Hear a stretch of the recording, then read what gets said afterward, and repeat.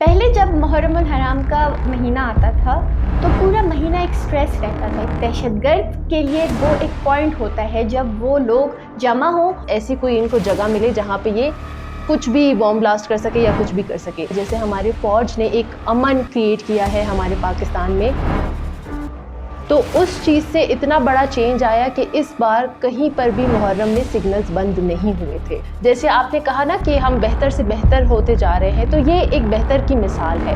पेशावर आपने बिल्कुल ठीक कहा, और ये 20 साल के बाद हुआ है कि मुहर्रम उल हराम में हमारे जितने भी शहर हैं सिग्नल्स बंद नहीं हुए। क्रेडिट जाता है रियासत को। जब इसराइल ने ईरान पे हमला किया था तब हमारे जो पाकिस्तान है वो ईरान के साथ इसीलिए खड़ा था क्योंकि वो एक मुसलमान मुल्क है। पाकिस्तान को जो है ना चारों तरफ से घेरा गया था, सारे दुश्मनों ने उनको घेरा था। हमारा मुल्क अपने पैरों पे मैं कहती हूँ खड़ा हो गया। इन्होंने सबसे पहले दहशतगर्दी ख़त्म की, यहाँ से डिफरेंट चेंजेस वो लेकर आ रहे हैं। तो ये सारी चीज़ें एक वही मुल्क कर सकता है जिसके अंदर हिम्मत हो। अस्सलाम वालेकुम, मैं हूँ Aiman Khan and welcome back to another podcast. आज के पॉडकास्ट में हम आपको पाकिस्तान की सूरत हाल बताएंगे। जैसा कि हम सब जानते हैं कि जब से पाकिस्तान आज़ाद हुआ, जब से पाकिस्तान ने अलहदगी इख्तियार की इंडिया से, तो बहुत मुश्किलात का सामना करना पड़ा। और वो मुश्किलात सिर्फ ऐसे नहीं था कि दहशतगर्दी थी या फिर बम धमाके, बहुत कुछ ऐसे होता था जिससे लोग आपस में भी बहुत डिस्टर्ब रहते थे। जैसे कि हम सब जानते हैं कि ये जो सेक्ट्स का मामला है वो हर कौम और हर दौर में हुआ है, और वो पाकिस्तान का भी हिस्सा रहा। क्योंकि जब अलहदगी आप क्रिएट करते हो तो सामने वाला अपनी पूरी कोशिश करता है कि आपको किसी ना किसी तरीके से अपने घर में ही लड़वाए। तो इसी तरीके से पाकिस्तान ने भी बहुत कुछ फेस किया है, पाकिस्तान ने भी बहुत मुश्किलात का सामना किया। लेकिन अब जो पाकिस्तान बनने जा रहा है वो एक खुशी का पैगाम है। पहले जब मुहर्रम उल हराम का महीना आता था तो पूरा महीना एक स्ट्रेस रहता था, क्योंकि मुहर्रम जितना मुक़द्दस है हमारे लिए, हम जिस तरीके से मुहर्रम को गुजारते हैं तो उसमें गैदरिंग्स होती है। और जब पाकिस्तान में गैदरिंग्स की बात आती है तो वहाँ पे फिर एक बहुत ही हम लोग घबरा जाते हैं, क्योंकि दहशतगर्द के लिए वो एक पॉइंट होता है जब वो लोग जमा हो और एक ही साथ वहाँ पे कभी हमला हो जाए, कभी बम धमाका, कभी इस किस्म के हादसा। तो उस स्ट्रेस की वजह से बहुत से ऐसे महीने, हम ईद की बात कर ले, हम मुहर्रम की बात कर ले, तो वहाँ पे सिक्योरिटी फोर्सेस और हमारी गवर्नमेंट भी परेशान रहती थी। तो इसी हवाले से हम लोग बात करेंगे आज दुर शहवार से कि इस साल हमने मुहर्रम किस तरीके से गुजारा और इस साल क्या हुआ। जी दुर शहवार। जी मन, आपने बिल्कुल ठीक बात कही है, और जैसे आपने इंट्रो में बताया है उसी को मैं आगे कंटिन्यू करती हूँ कि देखा जाए तो पहले के जो हालात होते थे स्पेशली इवेंट्स पे, डिफरेंट इवेंट्स पे, और मैं मुहर्रम की बात करूँगी क्योंकि मुहर्रम के टाइम पे एक स्ट्रेस होता था, एक फ़िज़ा में स्ट्रेस होती थी, एक इशू होता था हर किसी को बाहर जाने में, सिग्नल्स का इशू होता था, कोई बाहर नहीं जा पाता था क्योंकि सिग्नल्स नहीं हुआ करते थे। किसी को पता नहीं होता था कि कहीं हालात ख़राब ना हो जाए, क्योंकि आपने जैसे बताया हमारी व्यूअर्स को, ये इनका गढ़ है। दहशतगर्दी यही जो है ना मांगती है कि बस ऐसी कोई इनको जगह मिले जहाँ पे ये कुछ भी बॉम्ब ब्लास्ट कर सके या कुछ भी कर सके। तो ये सारी चीज़ें हम फेस करते आ रहे थे, लेकिन माशाल्लाह से जैसे अब हमारा पाकिस्तान हो गया है, जैसे हमारे फ़ौज ने एक अमन क्रिएट किया है हमारे पाकिस्तान में, तो उस चीज़ से इतना बड़ा चेंज आया कि इस बार कहीं पर भी मुहर्रम में सिग्नल्स बंद नहीं हुए थे। एक बहुत ही अच्छा इन्वायरमेंट, एक बहुत ही स्ट्रेस फ्री इन्वायरमेंट में सब ने जो है ना अपना मुहर्रम गुजारा है। और देखा जाए तो इससे पहले भी जो हमारी ईद गुजरी है उसमें भी हमें किसी भी चीज़ का नुकसान नहीं हुआ, हमने अपनी ईद भी बहुत अच्छे तरीके से मनाई है। तो इसको कहते हैं अमन। जैसे आपने कहा ना कि हम बेहतर से बेहतर होते जा रहे हैं, तो ये एक बेहतर की मिसाल है। इसको हम एज अ मिसाल लोगों के पास जो है ना रख सकते हैं, पेश कर सकते हैं कि इस तरीके से चेंजेस आए हैं। और जाहिर सी बात है ऐसा कोई फ़ौरन से चेंज आपको नज़र नहीं आएगा। जैसे पिछले भी पॉडकास्ट में हमने एक बात की थी कि हमें अकॉर्डिंग टू प्रोसेस जाना पड़ेगा, तो ये भी हमारे प्रोसेस के एक दरमियान में एक चेंज आया है इस बार। और मुझे पर्सनली इस चीज़ के ऊपर बहुत खुशी हुई कि सब बहुत सुकून से थे। शुक्र है अल्लाह का कि मुहर्रम भी बहुत अच्छे से गुजरा और सब आराम से थे।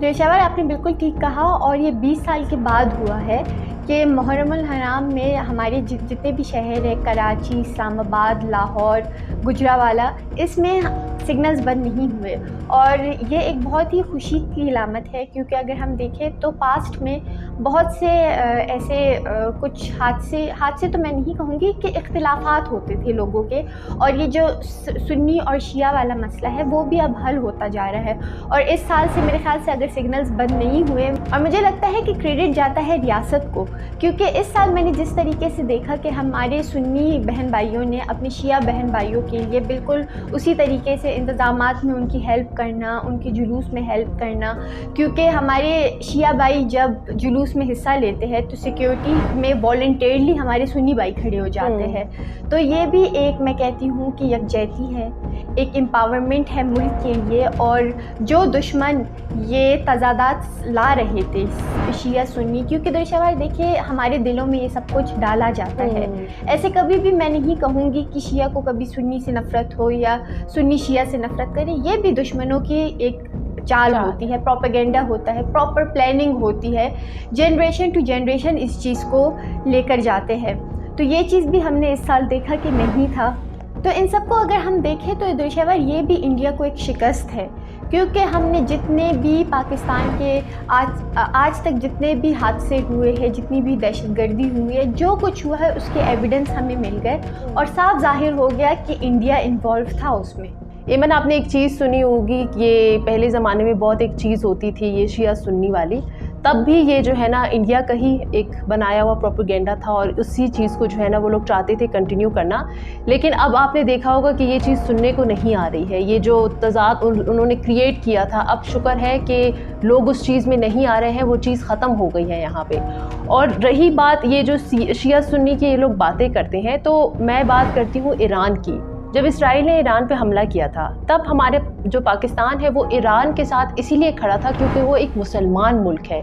वहाँ पे कभी किसी ने नहीं बोला होगा कि ये शिया मुल्क है या यहाँ पे जो है ना सुन्नी है या ये वो, ऐसा कुछ भी नहीं बोला गया।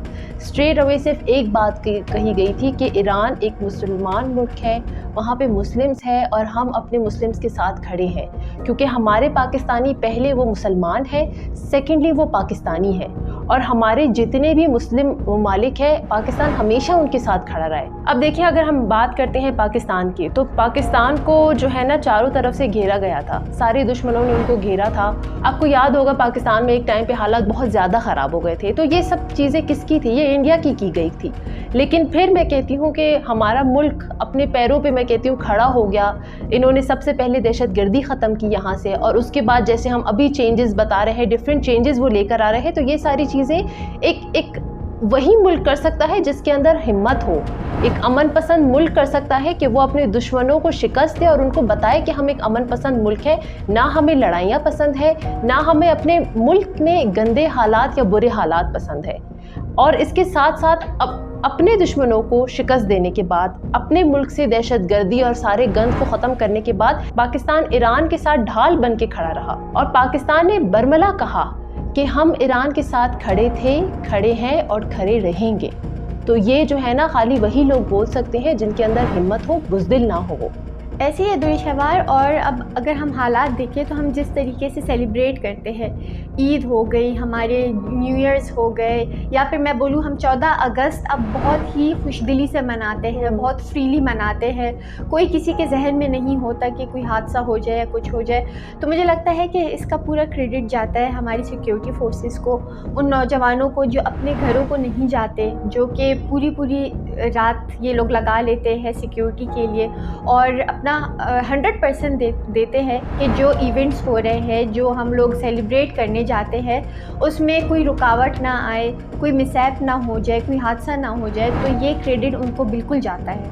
बिल्कुल एमन, और ये बात तो जो है ना तारीख़ में लिखी जाएगी, क्योंकि जिस तरीके से पहले हमारे दुश्मन मुल्क ने पाकिस्तान को आइसोलेट करने की कोशिश की, ठीक है, और हमारे मुल्क में जो है ना दहशतगर्दी बढ़ाने की और उसको ख़त्म करने की साजिश की, इन सब के बाद पाकिस्तान जिस तरीके से उभर कर आया, शिकस्त दी, अपने पैरों पे खड़ा हुआ, अपना नाम बनाया, और जो वो दुश्मन मुल्क है जिसकी मैं बात करूँगी भारत, वो जिस तरीके से उसने अपना मुंह काला किया, अपना नाम ख़राब किया, तो ये تاریخ میں لکھنے والی بات ہے.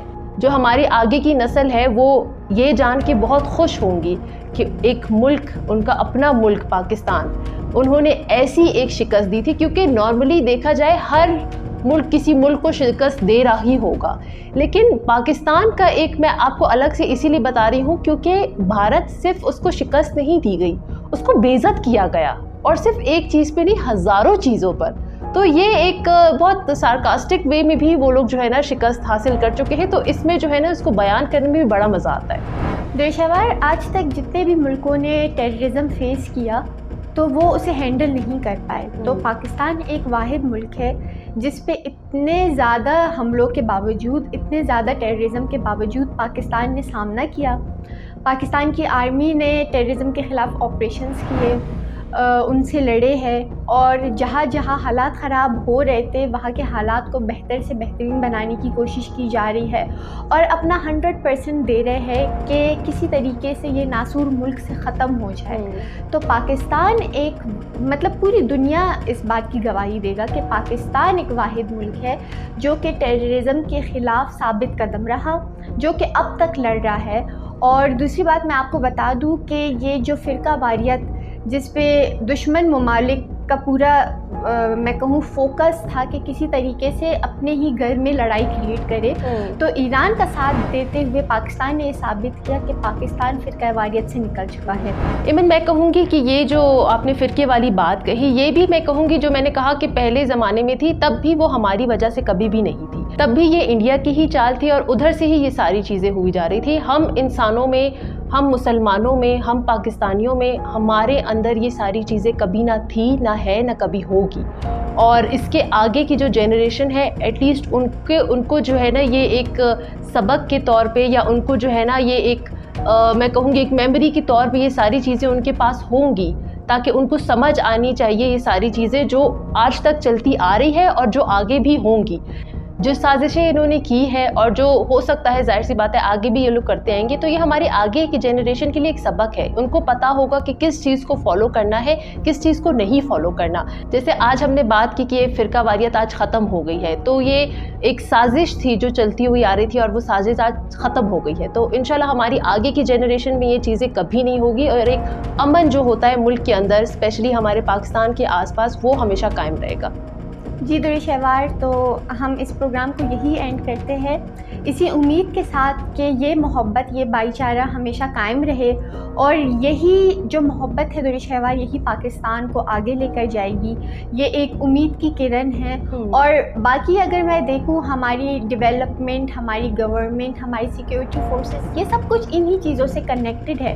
ہمارا ایک پہلو اگر بہترین ہو جائے تو ہمارے باقی چیزیں بھی سیٹ ہو جائیں گی انشاءاللہ. اور پاکستان کو ترقی کرنے سے اب مجھے لگتا ہے کہ کوئی بھی نہیں روک سکتا. تھینک یو سو مچ درشوار. اور آپ سب بھی انہی چیزوں کے بارے میں سوچے سمجھے، اور جتنا ہو سکے آپ لوگ اس بارے میں اویئرنیس کریٹ کریے، کیونکہ جہاں ہماری گورنمنٹ کر رہی ہے، جہاں پہ ہمارا اسٹیٹ کر رہا ہے اتنا سب کچھ، تو ہمارا بھی فرض بنتا ہے کہ ہم اپنا بھی پارٹ اس میں ادا کریں.